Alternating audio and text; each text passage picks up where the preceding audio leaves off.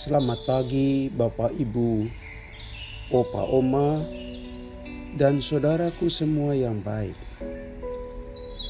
Kita ingat bahwa Tuhan setia dalam segala perkataannya dan penuh kasih setia dalam segala perbuatannya. Karena itu, seiring terbitnya kembali mentari di timur, kita bersyukur padanya. Firman Tuhan sebagai bahan renungan diambil dari Mazmur 133 ayat 1. Sungguh, alangkah baiknya dan indahnya apabila saudara-saudara diam bersama dengan rukun. Saudaraku, dalam sebuah acara yang besar yang dihadiri banyak orang, biasanya orang tidak saling mengenal. Semua asyik dan sibuk dengan dirinya sendiri. Berbagai tipe orang ada di sana. Ada orang yang ramah, ada pula orang yang ketus. Ada orang yang tenang, ada juga yang terburu-buru. Dengan orang beraneka watak dan gaya, jika mereka kumpul bisa berpotensi terjadinya kesalahmengertian dan konflik. Teks Mazmur 133. Latar belakang konteksnya adalah kota Yerusalem tengah dipadati orang-orang ziarah dari berbagai tempat dan negeri, penuh sesak. Waktu itu, Paskah merupakan acara sangat penting.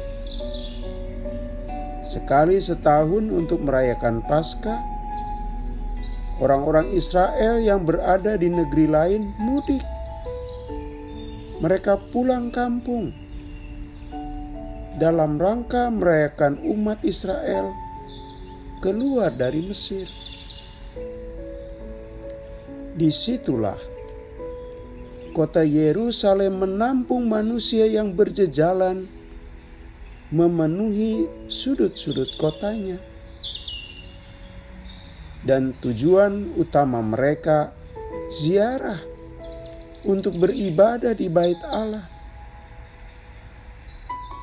Pada saat itulah tercipta hidup bersama.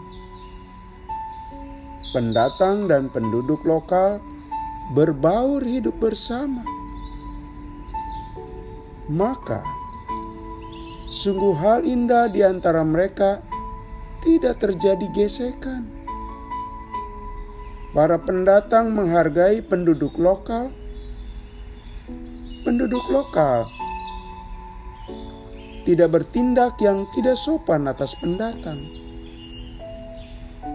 Tiap-tiap orang saling respek.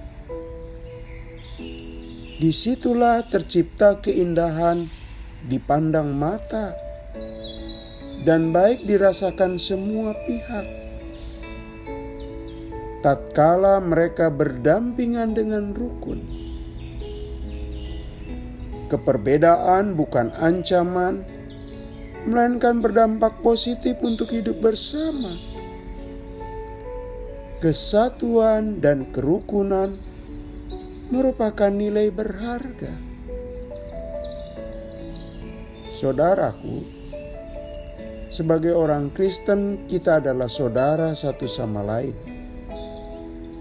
Kita menjadi saudara laki-laki dan saudara perempuan karena ikatan iman yang sama. Dalam ikatan dan semangat kesatuan itulah kita saling mengasihi, saling hidup rukun, dan saling mengampuni manakala terjadi kesalahan. Seperti layaknya saudara, kita merasa dekat, hangat, dan penuh pengertian. sebuah kehidupan bersama tanpa cinta, tanpa kerukunan, dan memaafkan, maka kebersamaannya rapuh, kropos. Kata saudara menjadi hambar, hampa tanpa makna. Konon sebuah bangsa dan negeri yang mampu melakukan keharmonisan di tengah ancaman keragaman, itu adalah Afrika Selatan. Orang kulit hitam setelah mereka berkuasa dengan pemimpinnya Nelson Mandela, mereka bisa saja membalas penghinaan dan diskriminasi yang pernah dialami dari tindakan orang kulit putih waktu itu. Afrika Selatan bisa dinafasi kebencian dan dendam. Ternyata mereka lolos, saudaraku. Afrika Selatan tidak terperosok dalam pembalasan etnis besar-besaran. Almarhum Nelson Mandela, seorang presiden, merupakan sosok yang membangun jiwa sebuah bangsa. Semasa hidupnya, ia menempatkan betapa lebih berharga kerukunan daripada konflik. Jiwa dan wataknya suka mengampuni, dan ternyata dicontoh dan diikuti rakyatnya. Disinilah Anda dan saya dan kita semua memandang penting hidup bersama dengan menjaga dan memelihara semangat kerukunan. Permusuhan cepat diselesaikan, konflik cepat diatasi agar cepat padam. Satu sama lain merasakan diterima dengan tangan terbuka dan hati yang hangat. Saudaraku, kita tahu sifat sebuah kota besar. Bertahun-tahun kita menghirup kehidupan kota besar. Kita menghirup udara polusi. Sekaligus juga kita menghirup hidup bersifat egoistik. Hidup sendiri-sendiri. Masa bodoh satu sama lain. Bahasa Betawinya lo, gue. Atau ada istilah EGP, emang gue pikirin. Gaya hidup demikian bukan gaya hidup Kristiani, saudaraku. Kita diajari Tuhan Yesus untuk hidup bersama dengan yang lain.